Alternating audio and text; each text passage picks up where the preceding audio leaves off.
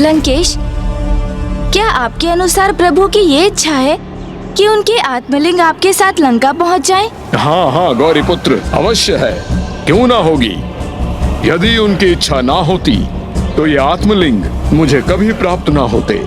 वैसे ही जैसे आपको धर्मगुप्त की कथा से भी ज्ञात हुआ कि एक शिव भक्त में शिव गणों से भी अधिक शक्ति थी, वैसे ही प्रभु शिव की इच्छा से भी बड़ी है एक शिव भक्त की इच्छा।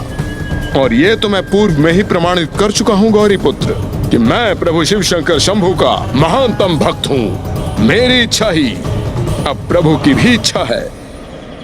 आपने कभी इसका विचार नहीं किया लंकेश कि आपके ये शब्द आपकी भक्ति नहीं, आपके अभिमान को प्रकट कर रहे हैं, और अभिमान जब अपने चरम पर पहुंचता है तो वो अहंकार में परिवर्तित हो जाता है।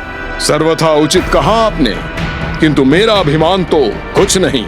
अभिमान तो आपके उन देवताओं को हो गया था जिन्होंने प्रभु शिव शंकर शंभू से दो बार सीख प्राप्त करने के उपरांत भी यह नहीं सीखा कि अभिमान अहंकार का आरंभ है और अहंकार तो सदा सर्वनाशी होता है। इसलिए एक बार देवताओं को यही सीख देने के लिए महादेव को अपना अगला अवतार यक्ष अवतार लेना पड़ा।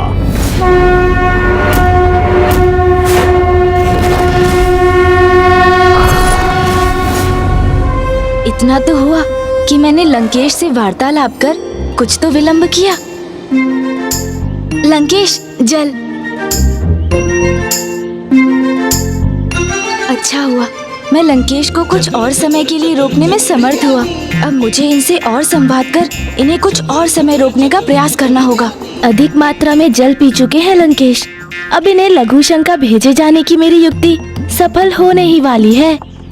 ये लीजिए गौरीपुत्र, शीघ्र अतिशीघ्र मैं प्रभु महादेव की समस्त कथाओं को समाप्त करना चाहता हूँ गौरीपुत्र, ताकि मैं अब अपने धाम लंका पहुँच सकूं।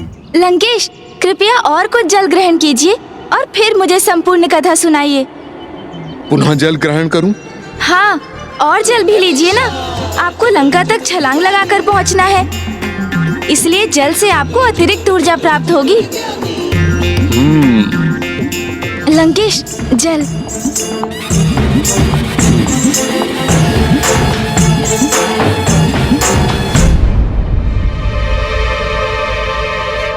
चतुर गणेशा। तो सुनिए